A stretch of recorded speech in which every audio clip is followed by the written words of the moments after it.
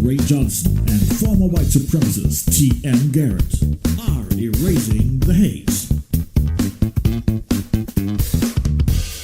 Every Monday, 6 p.m.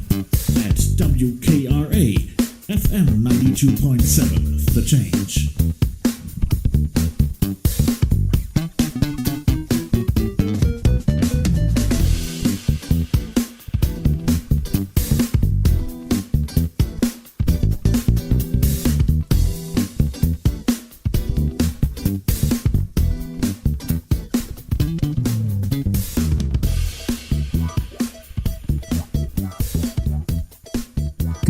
Good evening. Welcome to our show. My name is Pastor Ray. My name is TM Garret. And we are Erasing the Hate. Good evening, everybody. It's good to be back in the studio again. And man, I gotta say, man, this winter kind of crept up on us, man. It's got cold all of a sudden, man. Oh my God, I don't want to go outside. I told my wife earlier she needs to get out the long johns, otherwise I'm not taking the dog out anymore. It's like I was looking like if we have to have the water running because of our pipes, and I looked weather forecast 22 degrees tonight. And I was like, and I thought I moved to the south. Something is wrong here. Man, let's move to Jamaica or something. Right. I think we kind of this weekend we kind of bent the rules a little bit. My family and I, on Thanksgiving we usually have Thanksgiving dinner with our family, but we kind of did like the Ducks. We flew south for the winter, so we went to. I just want to say bent the rules. You had 20 people at home. So we went to a little resort, man. We didn't leave the room. We didn't go out and partying and all that. So we just kind of stayed there. We just wanted to kind of leave the atmosphere, but we stayed safely. When we went to the grocery store. Facebook, yeah, we went to. Looks like you had fun. Yeah, we did. We had real good fun, man. It was a breath. Just a good breath, man. Just to take in something different. We've been quarantined since the first year. So. I'm so glad we moved to those 6 acres, and the quarantine didn't feel like quarantine at all. Yeah. That's a good thing. We have split land and we're cleaning it up. And I want to talk before the show is over. Remind me, because I keep forgetting things. I announce things at the beginning of the show. I'll talk about it later, and I get so in my element and I forget things. So remind me of that. The plans that we have with the land, because it has to do with our nonprofit, which Pastor Ray is also one of the directors. And it has to do with the community and with kids. And I would like to at least share 1 or 2 sentences before we wrap it up later. All right, awesome. Well, we just want to let you guys know, thank you guys. This is, I think we're a month in, 4 weeks in. This is our fifth episode that we're in, and we want to thank you guys for allowing us to come to Holly Springs, Mississippi, and being a part of the Change family here. And we just want to thank Jamal Walton for extending the opportunity for us to be here on the show. The purpose of our show is to bring unity and bring togetherness as much as possible between different cultures, different races, different ethnicities, and different genders. We want to be able to coexist with one another and to understand one another, even when we feel differently or speak differently on different things. So that's the purpose of our show. So we want to make sure that we keep this show as calm. We're not our show is not debatable. We don't debate on things. We just state facts on what it's going to take for our country to unite and to be better than it has been. Let us sit down and talk. And This is exactly what we're doing. So the show is called Erasing the Hate. And this is exactly what we're trying to do. If you guys have looked at our backgrounds, a former black gang member, a former white supremacist, people can change and they can come together to do something good for the community, for this country, for the families, for this world, actually. And since last week, we started to have guests. Our first guest last week, Daryl Davis. If you haven't listened to it, do it. Look it up on Facebook. We're on YouTube. We're on iHeartRadio. We are on iTunes Music and Amazon. You name it, we got it. You will find us. And Daryl Davis, he's actually the man when it comes to erasing the hate. Yes. A black man who goes to KKK rallies, who befriends Klansmen, the most hateful group ever, and kind of converts them. Well, actually, he helps them to convert themselves, and they leave those hate groups and turn their lives around. So, and this is a really inspirational story. And he also left his message on and ideas what we can do in this environment. And he said it, walking across the cafeteria. And this is something I want to talk about today as well, because it's not only the black man and the Klansmen that can come together and all of a sudden become friends and overcome hatred. We're just a couple weeks after the election, and we still see all this hatred spilled out on especially social media, Facebook. Yeah. That is insane. And it's most of the time, it's not black people against white people. It's not straight people against gay people. No, it is conservatives versus liberals. Pretty much. And that is crazy. Actually, we want to talk about this with our guest today. And that wasn't even the main reason I got him in. Here in Holly Springs, we have a big African-American population. And we have actually 2 colleges that are... HBCUs. Well, one is a white college, the other one is a historical black college. And you would think after the civil rights movement that there's no more segregation. Well, not on the paper. So, right. De jure, there's no segregation, but de facto, there is. And this is a kind of a chosen segregation. We talked about the tribalism, like at the family reunion, you always sit with the relatives on the table, but not with those, and you kind of get estranged even. And you don't even want it. It's not because you don't like them. It just happens that way. Right. And this is exactly what happens here. And I've seen wonderful friendships between white and black people here in Holly Springs. But if you look at the schools, then you have that one school that is white and that other school that is black. And of course, it is great that there's equal opportunities, and we need that. But does it have to be that it is segregated there? Right. I think people just find those loopholes, how they desegregated the schools and all that. And so what they do, they somehow, some way form, different areas of education that will cater to one side and just find those loopholes. But the whole fact of the matter is to segregate the schools is to bring unity, to learn how to do life together. Yeah, but the thing is too, it's not that one side says, oh, we don't want the white kids, we don't want the black kids. It is more like, that's just how it is. Right. And nobody comes in and brings any change. Well, almost nobody. And this is about our guest. And when I met him the first time when we started talking, he's a conservative, a white conservative, who looks at this little southern town as his home, and it hurts him that he sees that chosen segregation, and he started asking himself, why is this and what can we do?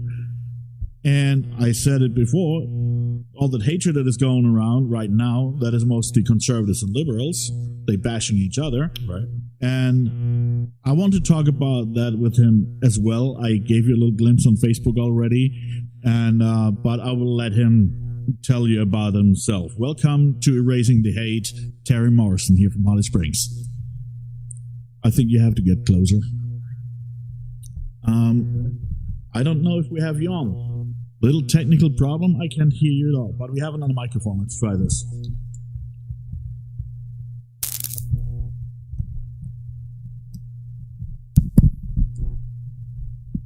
Is that better? Yep, there we go. Okay. Wonderful. Well, so he killed the wrong microphone. Yeah. No, the conservative. No. Yeah. So when you're introducing yourself, you said you were former gang member, former KKK. Yeah. And I was thinking to myself, well, what did I used to be? And I think I used to be a nice guy. I used to get along with everybody, and no, I think I'm still a nice guy, but I don't get along with everybody anymore. What happened? But I did. I moved here. I moved here about 2.5 years ago. Take care of a parent whose his health was not doing so well. Needed some help. And so my work was remote, so we could kind of move where we wanted to. It was nice. And that's what brought us here. When we got here, my son was about to go into his junior year in high school. And so we had decided some time ago that we'd like to have our kids, we homeschool our kids, we'd like to have the last 2 years of their school be public schools so they can have some experience with public school and have other influences with academic and ideas and whatever. So we went down that path, but it just didn't feel right. So just going into either a white school or a black school didn't feel right to us, and so it kind of frustrated me a little bit. And then my boys wanted to play baseball, so I had the opportunity, because at the time Byhalia didn't have a program, and the kids were going to go over there, but they made room for us over here in Holly Springs. Go Indians, something by yeah. Yeah. But the opportunity came to, if it was going to work, that they needed coaching help. So I got to help coach. Oh, really? Yeah, it was awesome. So it was a 12-year-old team. There was 2 12-year-old teams a couple of years ago now, and that, as I kind of watched these kids, and I began to have this idea of, what does it feel like to be in a school that's all black, in a community that's, and then a white? How does that feel to be in a school that's all white? And what do you think? Like, what comes to mind about the question of why is this way? And so as a kid, you have to process that. Well, kids don't process that, the way adults do. Right. And so it just didn't feel like that was a good thing, and it just set on me and kind of. It just never sit well with me. So I felt like maybe I just need to be involved in some way. The ways to be involved, seem to be. I've never been involved in any kind of public thing like this or social thing, so I'm making mistakes, with Facebook and things, but. Yeah. But I've done it before. I've written these long essays on Facebook and delete, everything delete. And then one time I even sent it, and I was like, "No, that feels wrong." Deleted it, because that's the times when you get like 300 replies. Then something. I know how that goes. It creates a self-dynamic sometimes that you actually don't want. It wasn't your intention. It's like you put your thoughts out there, then all of a sudden you get it sometimes from both sides that say you're divisive. Like, no, my intention was exactly the opposite. I tried to put my thoughts out there because I wanted to change something. It does actually what's on your mind. Yeah, when you first type it in. Yeah. Yeah, right. But that's rude. That's a trick. No, it is. It is when you type it. You have good attention, and then you think beyond that horizon, and you think, okay, how do people perceive that? And this is sometimes really important to do, because a lot of people don't think that far. They just put out there what they think without thinking about how do other people perceive it, especially if it's the other political side, or maybe another race, another gender, another religion. Because just because you don't see it as hateful, or you don't see it as offensive, the other side may see it like that and might be really genuinely hurt. And that's not just when you say, come on, don't be butthurt.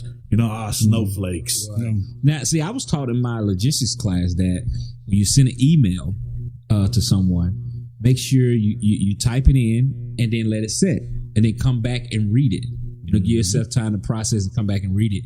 Then a lot of times you'll be like, I can't do that. I've got quick fingers. I got quick fingers, and I'm like, post, send, tweet. I'm like, dang, we all have to be careful. In the professional space, that filter it feels a little more needed, but yeah, it's easy to hit send. Yeah, but we need to adapt that into the personal space too, because this is where we build the community. Regular people out there are not professionals. But how can we teach them? How can we erase this hate? It's not even intentional hate, but actions of people that don't think that far. How could their words be perceived by somebody else, by the other? Sure. And that often creates hate, unintentional. You know, I talk to people all the time and say, I'm not hateful. I don't hate those people. I don't hate those people. But sometimes the words create tension and sometimes create hate, even though they don't want it. So I think in some ways there's really not a way to communicate what you feel about something without someone getting upset. If the change needs to happen, if there's something that needs to be changed, and it's meaningful, and it is going to cut to the core of either some of the way someone views the world or a status quo that's been around for a long time. Someone's going to it's moving their cheese. That maybe you've seen that, Brooke, but I think as adults, we need to be demonstrating how to deal with that.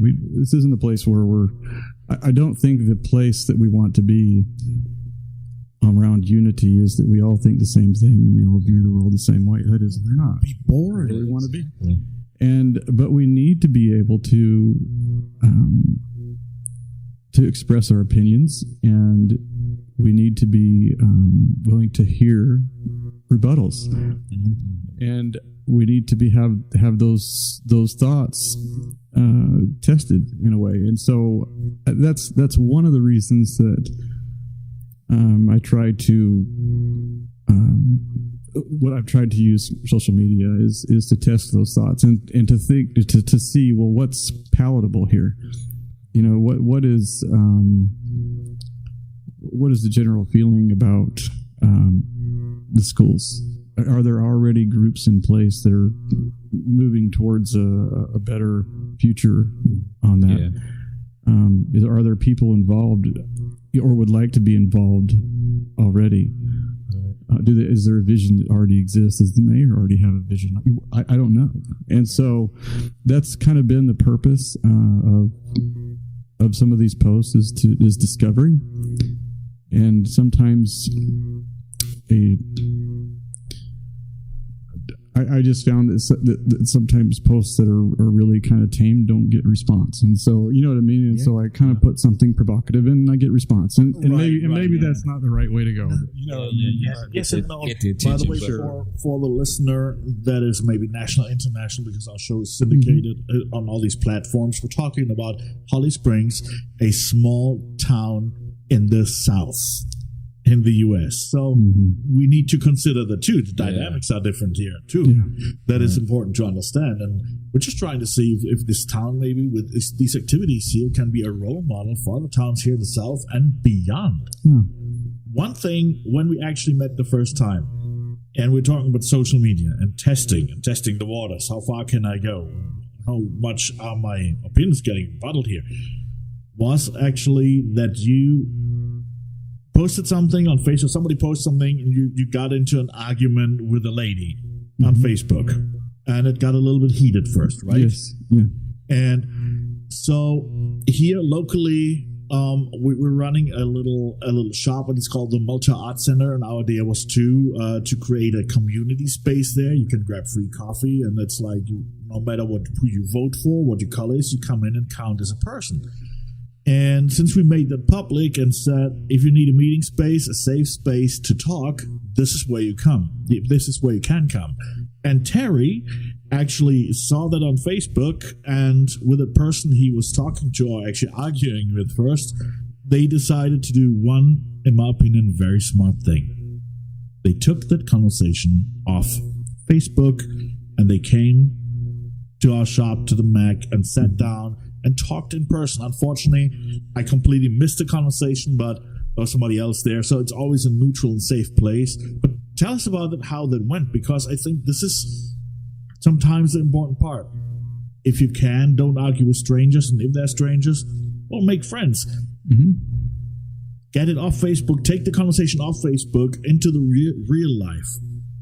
And explain to us maybe how was the dynamic first on Facebook when you argued, and then decided you take it off Facebook, face to face, in a neutral space. What changed and how were the dynamics there? I think that the individual we're talking about, she's a wonderful lady here in town. She's a teacher, mom, and I consider her a mentor now. So she's a great person. And she had seen my post, and she was a bit, I don't know if the right word is dismayed, but she wasn't happy with some of the posts I had put on there and some of my comments, and she felt like I didn't have an idea of what Holly Springs was about, the residents were about, and I was making these comments that didn't fit. And she invited me to meet, and I was happy to do that. So when we got together, it was very different than being on Facebook. I mean, it was very different. You shake someone's hand and you look them in the eye. And all of a sudden, the dehumanizing effect was gone, huh? You're human again. Yeah. So you're human again. Take Facebook off, Right? Yeah. And all of a sudden you see humans again, not conservatives and liberals and all this. Right. That is interesting. Actually, there's been some instances. There's a couple of people that I've when COVID hit, my work was online, and oh man, I wasn't going anywhere, and I just spent way too much time on Facebook. But anyways, we all did. Oh my gosh! And so there was a few debates that I had with people that I feel like even I haven't met them. We're totally on opposite spectrums politically. And on some issues, but I feel a connection with them. You know what I mean? And I feel like in some cases that's happened. In other cases, not so much. And I think that it's going to take an in-person meeting, and I might not be liked by each person, but there's it definitely is a difference when you meet in person.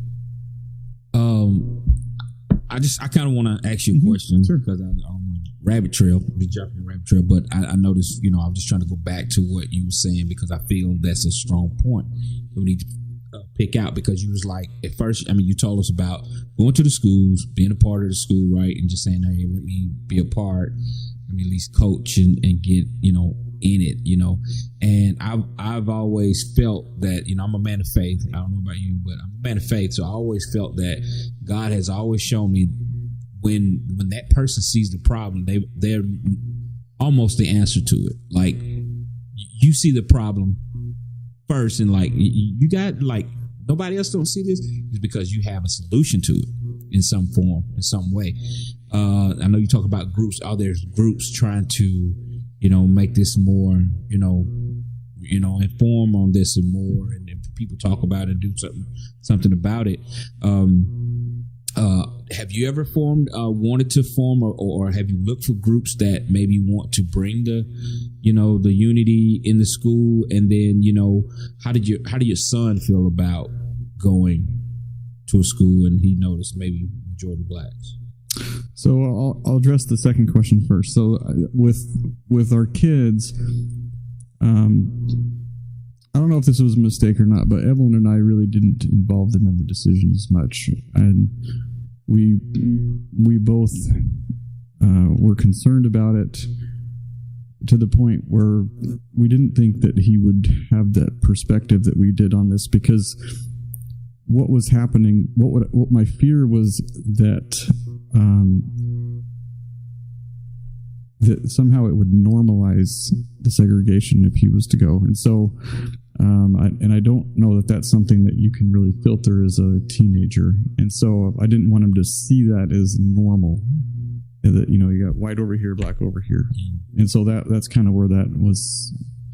And so yeah, looking back, maybe I should have been more having him involved in that discussion. I'm sure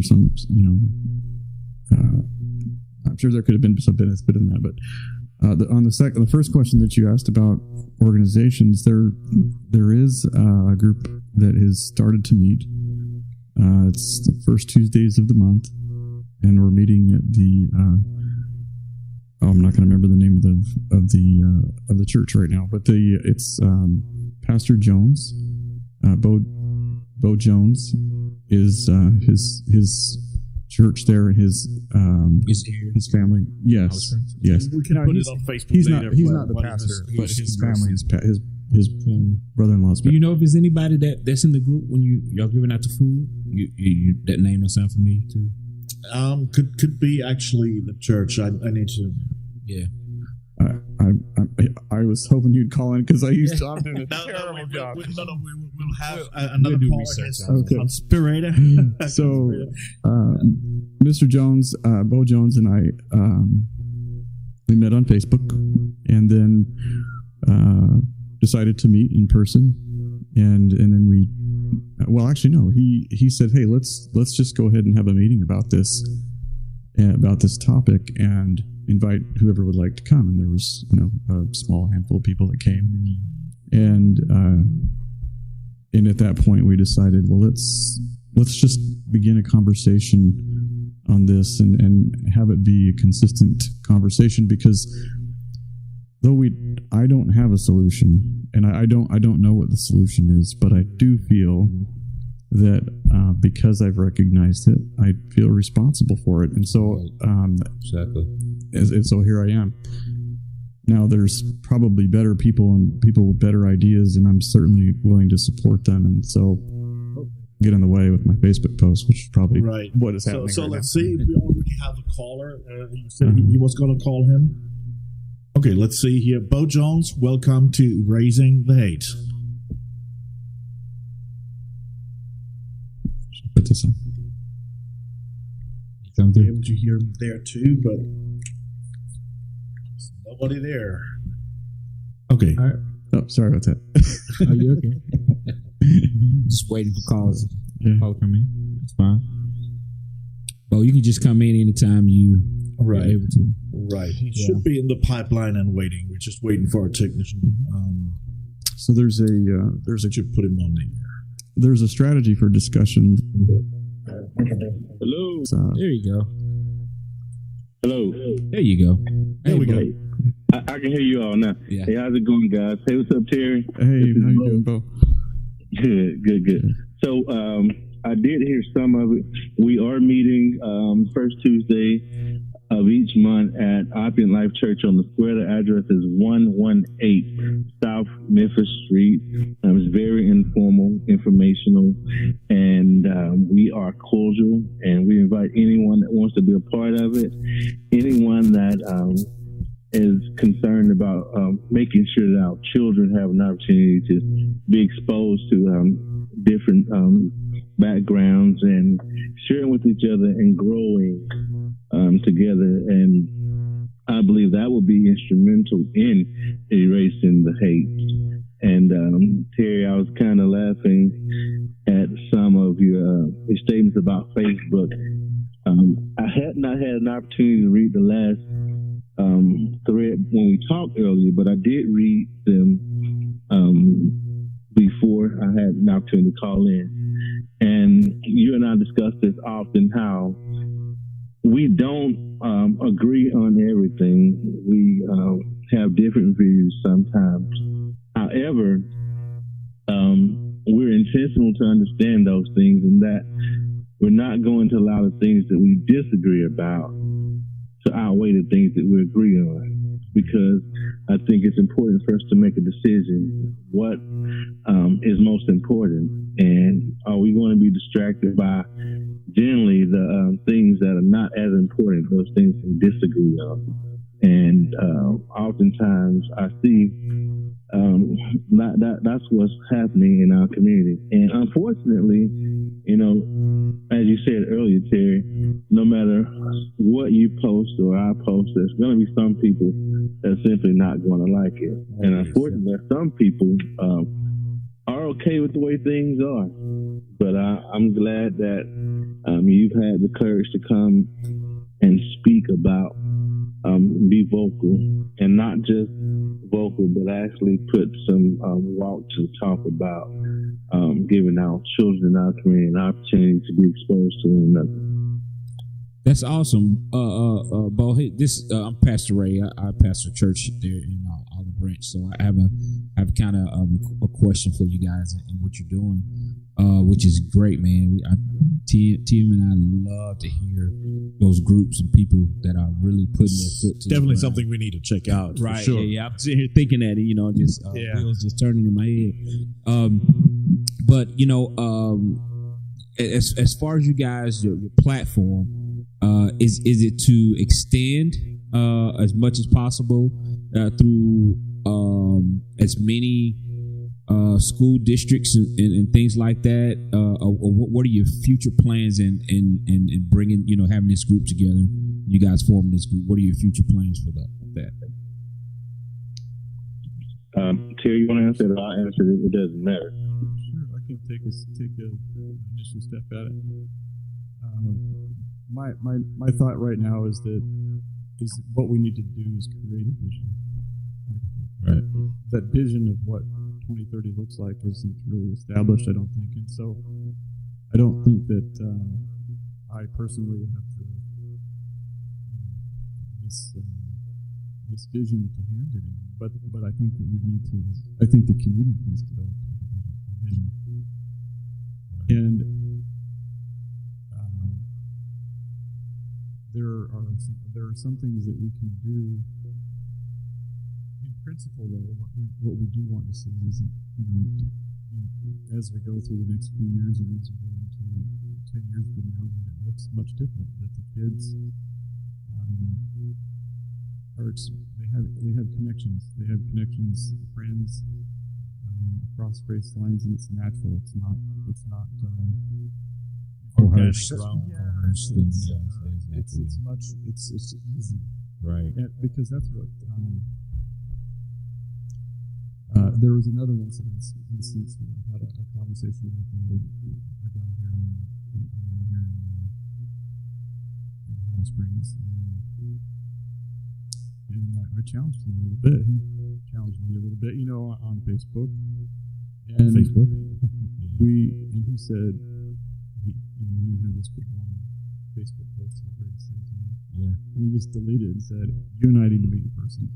And I was like, "Okay, let's do that." And man, I think that we talked about this in the video. Just sitting down with him and talking about him is so easy.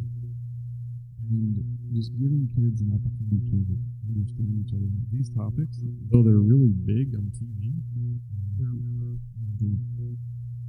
not as big a deal one-on-one. And especially people across town, school over there, are actually very similar. And our cultures are not that far apart. Maybe a little bit, but. There's so many commonalities. Right, we're not far apart. We're certainly in the same family, and so it's.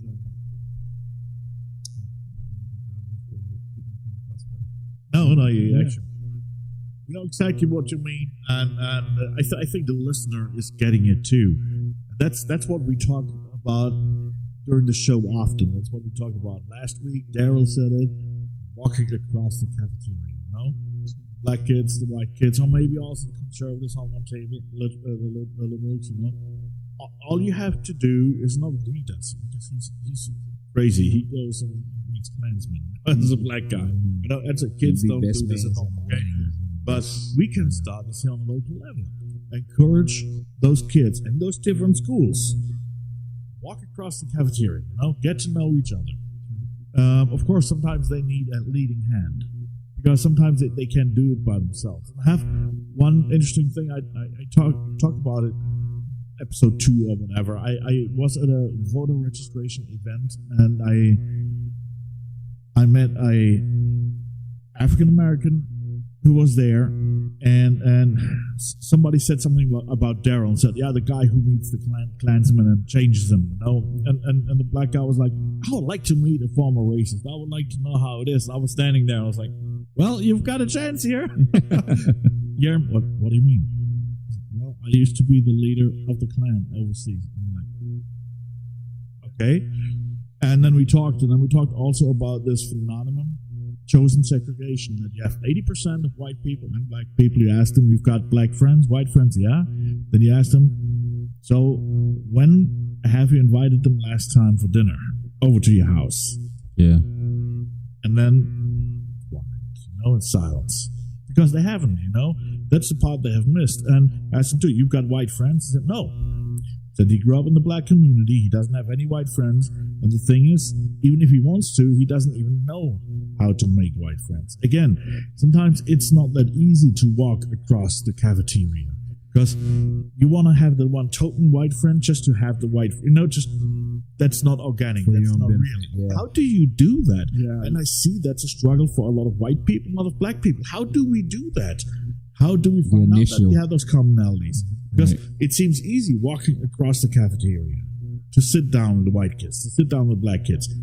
For the Republicans to sit down with the Democrats, and vice versa. It's exactly the same thing. It's a tribalism. There was what can we do? There was before I get to that piece, there was a couple of comments that were pretty interesting to me. One of the first posts I put out there, why is there a black school? Why is there a school here, Holly Springs High School, that has almost all black student body and faculty? Why is it like this? And there was a lot of comments on them. It was very, very helpful to me to listen to them.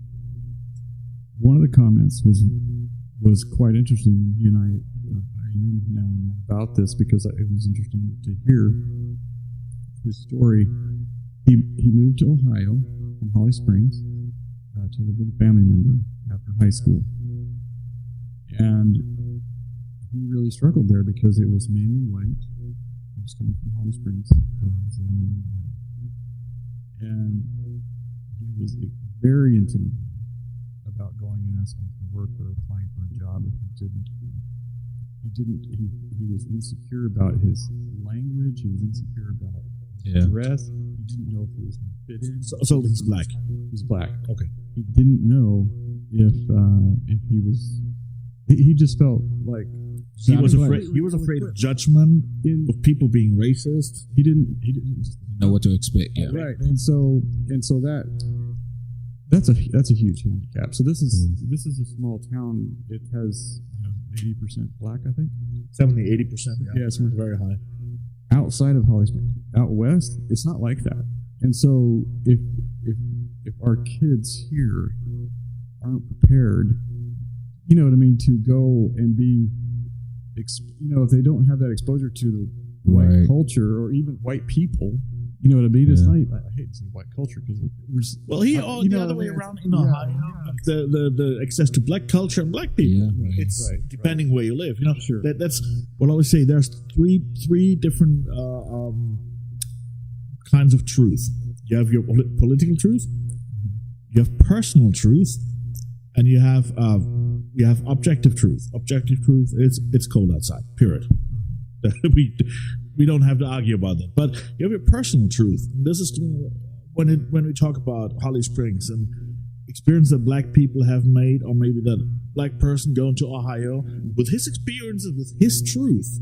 That is absolutely true to him, that people in Ohio maybe didn't understand, and white people there, what is he afraid of? Because their truth looks different. And it literally looks different there because they didn't experience the same things he did. This is why a lot of white people couldn't understand this year why so many black people struggled and how they really feel, because their truths are two different truths. There's still the truth for each side. And everybody, no, my truth is the only truth. My truth is the only truth. It's not, because these are personal truths. And that describes it actually really, really good what you're saying. You asked about what are some of the ideas, and I had the opportunity to go to lunch with Bo and this past week, and an idea he brought up was just great because there's, I floated a couple of ideas on Facebook and they've not been very palatable about sports and different things, but the conversation went to, well, if that's too much now, what could be a precursor to maybe a vision of doing sports later on? And one of the ideas what is there that we could add now that would be an opportunity for both groups of kids that would be attractive, that we could engineer to make sure that both groups are together, whether it be an all-star team at the end that includes a Holly Springs All-Star team, or if it's idea of like a debate club. Just things that came up that were like, hey, you know what? What if we added something that's not yet here? We can't change something yet, or things just need to change organically because it just needs to be that way. How do we facilitate that change? How do you plant the seed? How do we get it to grow faster? And so just making those connections, providing opportunities for these kids to connect. So you're actually doing that, what I mentioned earlier, because people are afraid of walking across the cafeteria. They don't know how. The kids don't know how. So these programs are actually the lending helping hand that give the opportunities and programs to help kids and adults to walk across the cafeteria. Yeah. So do we still have our caller on the line? Oh, gone. Oh, you there? Oh, you here? You there? All right. So you are. I guess I don't know if I'm mistaken. Is he pastor? Oh, no, I'm sorry. Part of a church. Oh. I think he put the pastor label on you. But I put the pastor label on you. I'll be in my. Oh, okay. Yeah. Okay. I pastored Pastor Kester Berry. Okay, awesome. So, have you guys? I just kind of want to throw this out there too. Have you guys thought about even? I know you're talking about on a school level segregating, but churches are the probably most segregated place in on Sundays that we have seen. Is there has that been any concern? Because when you're dealing with families, you're dealing with, like TM said, the dinner, right? You have faith and then education. That's mostly when you have those groups of people that have the opportunity to kind of come together. It's all for one thing: education. Are we all for that? Whether I'm a conservative or liberal, and whether I'm a racist or not a racist, education. We could. Everybody needs education, right? Okay, faith. So everybody needs a higher person to serve, and even though you may be Baptist, you may have a Baptist white church and a Baptist black church, but hey, we pretty much the same doctrine or whatever, but we segregated. We're not together. So has that been like a big vision of kind of capturing the whole the whole thing? Because when you talk about bringing schools together, then what happens after the bell rings? How do I continue to do life with people on the big spectrum on all things? So has that been a conversation, or you guys are just? I know I'm probably trying to throw in a big part of it. Maybe you guys just getting started, foundation or whatever. But has that been considered? Right. Well, so actually, it's strange that I did mention that we did discuss that with Terry, just how kind it is around here.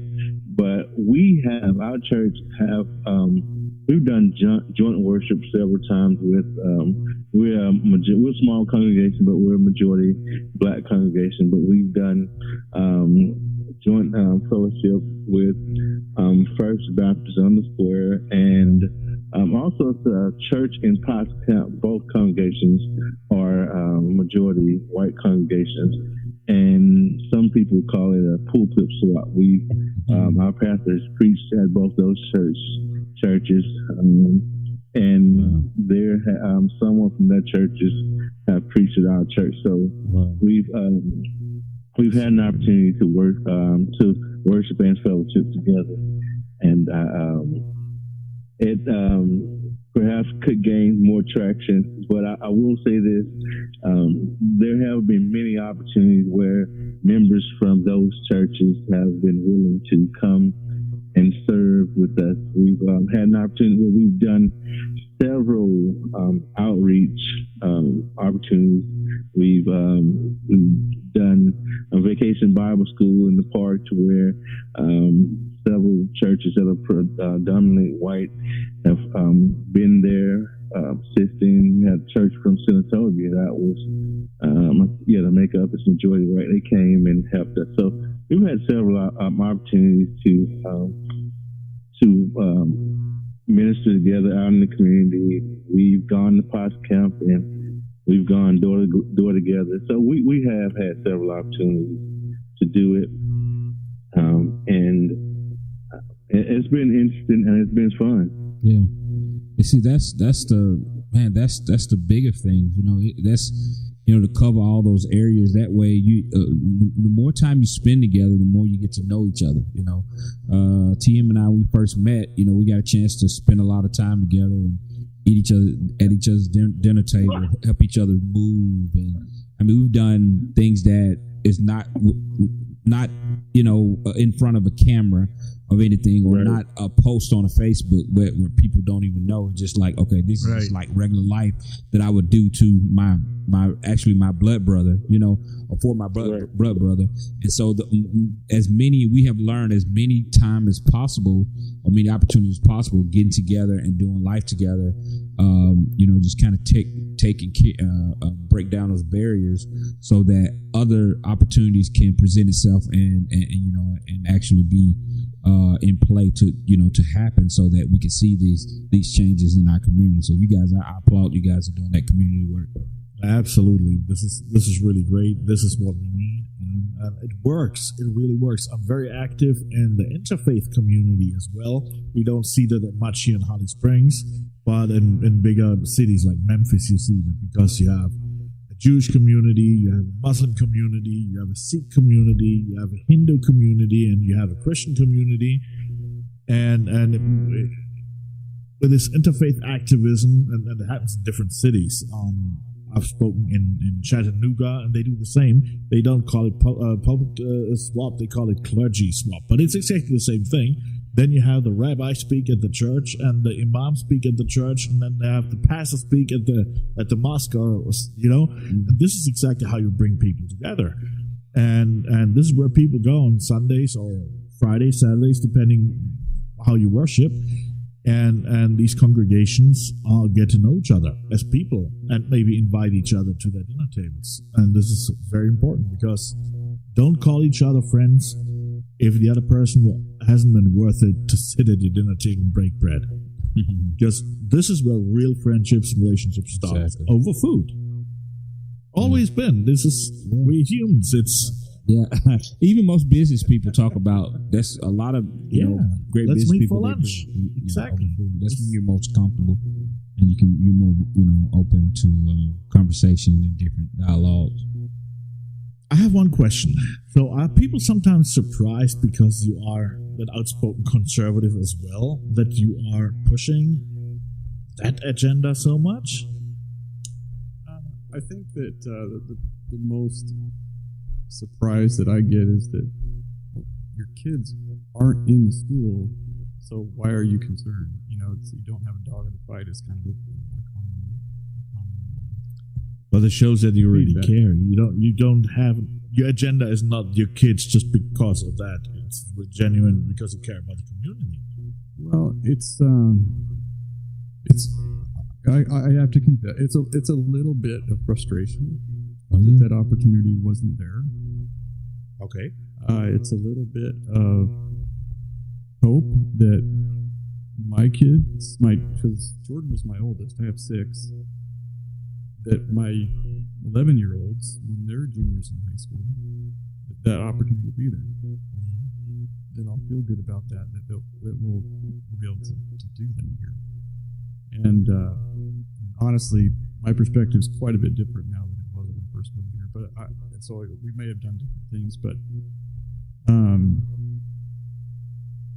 yeah, I think that's probably the biggest. I haven't noticed. Maybe there is some people that are concerned or questionable.